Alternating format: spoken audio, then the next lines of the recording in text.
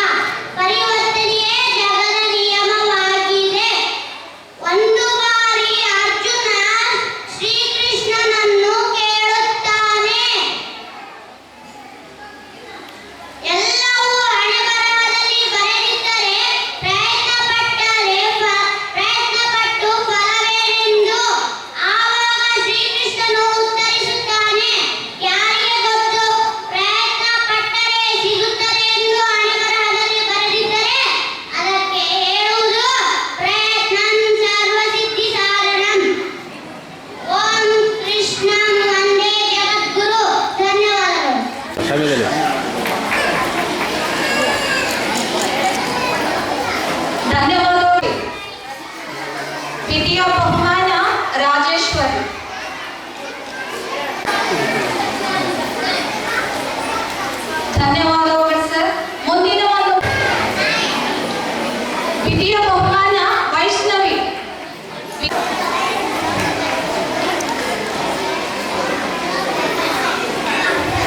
ಧನ್ಯವಾದಗಳು ಸರ್. ದ್ವಿತೀಯ ಬಹುಮಾನ ರಣವೀರ್. ದ್ವಿತೀಯ ಬಹುಮಾನ ಧನ್ಯವಾದಗಳು.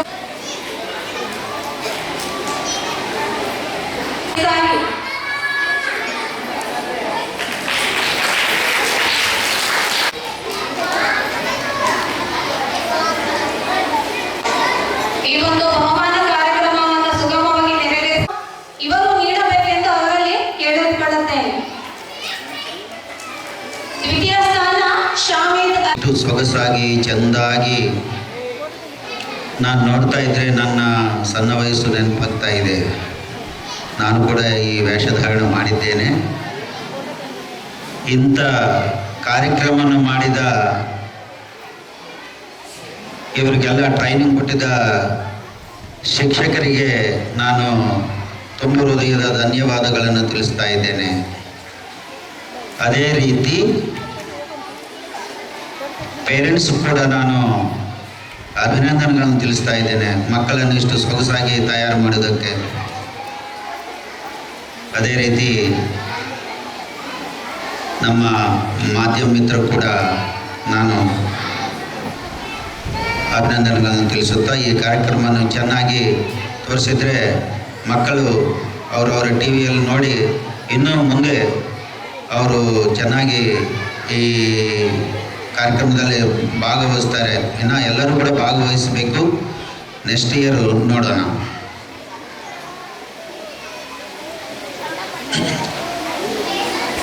ಕೃಷ್ಣಂ ಒಂದೇ ಜಗತ್.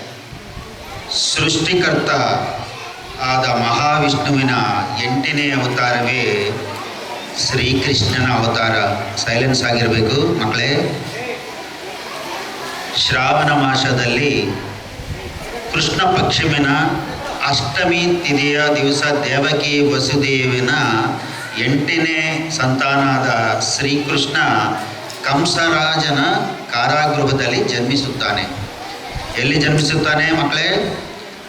ಕಾರಾಗೃಹದಲ್ಲಿ ಜನ್ಮಿಸುತ್ತಾನೆ ಶ್ರೀಕೃಷ್ಣ. ಇದೇ ಶ್ರೀಕೃಷ್ಣ ಜನ್ಮಾಷ್ಟಮಿ. ಕೆಲವು ಮಂದಿ ಗೋಕುಲಾಷ್ಟಮಿ ಅಂತ ಕೂಡ ಕರೀತಾರೆ. ಅಂತ ಕಾರ್ಯಕ್ರಮದ ಈಗ ಹಬ್ಬವನ್ನು ಮಾಡಿಸುವ ಭಾಗ್ಯ ನಿಮ್ಮೆಲ್ಲರ ಜೊತೆಗೆ ನಾನು ಹಂಚಿಕೊಳ್ಳುವ ಅದೃಷ್ಟ ಆ ಶ್ರೀಕೃಷ್ಣ ಪರಮಾತ್ಮ ಈ ವರ್ಷ ನನಗೆ ಕೊಟ್ಟಿದ್ದಕ್ಕೆ ಆ ದೇವದೇವನಿಗೆ ಅನೇಕ ವಂದನೆಗಳನ್ನು ತಿಳಿಸುತ್ತಾ ಆ ಪರಮಾತ್ಮನನ್ನು ಒಂದು ಸಲ ಜೋರಾಗಿ ಪ್ರಾರ್ಥಿಸೋಣ.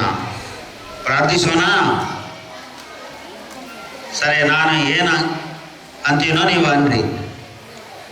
ಹರೇ ಕೃಷ್ಣ ಹರೇ ಕೃಷ್ಣ ಕೃಷ್ಣ ಕೃಷ್ಣ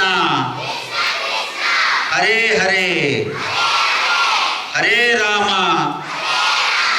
ಹರೇ ರಾಮ ರಾಮ ರಾಮ ಹರೇ ಹರೇ. Thank you. ಆತ ಮಾಡಿದ ಗಲಾಟೆ ತಮಾಷೆಗಳು ನಮಗೆ ನೆನಪಿಗೆ ಬರುತ್ತವೆ. ಆದರೆ ಶ್ರೀಕೃಷ್ಣನ ಬಗ್ಗೆ ನಾವು ಬಹಳಷ್ಟು ತಿಳಿಯಬೇಕು. ಶ್ರೀಕೃಷ್ಣ ಪರಮಾತ್ಮ ಈ ಮಾನವಾಳಿಗೆ ಕೊಟ್ಟಿದ ವರ ಏನಂದರೆ ಅದು ಭಗವದ್ಗೀತಾ. ಈ ಗ್ರಂಥವು ಒಂದು ಜಾತಿಗೋ ಒಂದು ಮತಕ್ಕೋ ಸಂಬಂಧಪಟ್ಟಿರುವುದಿಲ್ಲ. ಇದನ್ನು ಓದಿದರೆ ಒಬ್ಬ ಮನುಷ್ಯನ ಜೀವನ ವಿಧಾನವೇ ಬದಲಾವಣೆ ಆಗುತ್ತದೆ ಅನ್ನೋದಕ್ಕೆ ನಾನು ಉದಾಹರಣೆ ಹೇಳಬೇಕಂದ್ರೆ, ನಾವೆಲ್ಲರೂ ಕೂಡ ಫಲಿತವನ್ನು ಆಶಿಸದೆ ನಿನ್ನ ಕರ್ತವ್ಯವನ್ನು ನೀನು ಮಾಡು, ಉಳಿದಿದ್ದು ನಾನು ನೋಡುತ್ತೇನೆ ಅಂತ ಆ ಪರಮಾತ್ಮ ಹೇಳುತ್ತಾನೆ. ಅದಕ್ಕೆ ನೀವೇನು ಮಾಡಬೇಕು ಮಕ್ಕಳೇ? ಓದುವುದು, ಓದಿ ತಿಳ್ಕೊಳ್ಳುವುದು ನಿಮ್ಮ ಕರ್ತವ್ಯ. ಅದರ ಫಲಿತಾಂಶವನ್ನು ಆ ಭಗವಂತ ನೋಡಿಕೊಳ್ಳುತ್ತಾನೆ. ಇದನ್ನು ಪಾಟಿಸಿ ಬಹಳಷ್ಟು ಭಕ್ತರು ತಮ್ಮ ತಮ್ಮ ಸಾಧನೆಯಲ್ಲಿ ವಿಜಯವನ್ನು ಹೊಂದಿದ್ದಾರೆ. ಸಣ್ಣ ಮಕ್ಕಳಿಗೆ ಹೇಳಬೇಕಂದ್ರೆ, ನೀವು ನಿಮ್ಮ ಪೇರೆಂಟ್ ಜೊತೆಗೆ ಒಂದು ಶಾಪ್ಗೆ ಹೋಗುತ್ತಿದ್ರೆ ಅಲ್ಲಿ ಒಂದು ಗೊಂಬೆ ಖರೀದಿ ಮಾಡಿರ್ತೀರಿ. ಆ ಗೊಂಬೆ ಜೊತೆಗೆ ಆತ ಒಂದು ಮ್ಯಾನ್ಯುವಲ್ ಕೊಡುತ್ತಾನೆ. ಮ್ಯಾನ್ಯುವಲ್ ಕೊಡುತ್ತಾನ? ಯಾಕಂದ್ರೆ ಅದು ಹೇಗೆ ನಡೆಯುತ್ತೋ ಅಂತ ತಿಳಿಸುತ್ತದೆ ಅದು, ಆ ಮ್ಯಾನ್ಯುವಲ್.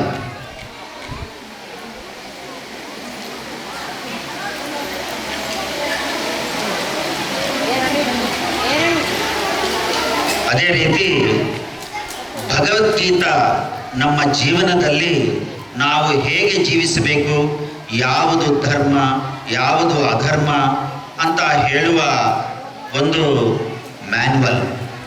ಅದಕ್ಕಾಗಿ ನೀವೆಲ್ಲರೂ ಭಗವದ್ಗೀತೆಯನ್ನು ಓದಬೇಕು, ಆ ಶ್ಲೋಕಗಳ ಅರ್ಥವನ್ನು ತಿಳಿಯಬೇಕು.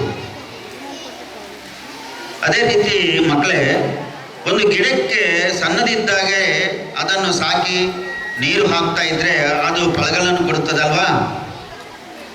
ನಾವು ಕೂಡ ಸಣ್ಣ ವಯಸ್ಸಿನಿಂದಲೇ ಆ ಶ್ರೀಕೃಷ್ಣನನ್ನು ಸೇವ್ ಮಾಡ್ತಾ ಇದ್ರೆ ಖಂಡಿತ ನಿಮಗೆ ಫಲಿತಾಂಶವನ್ನು ಕೊಡ್ತಾನೆ.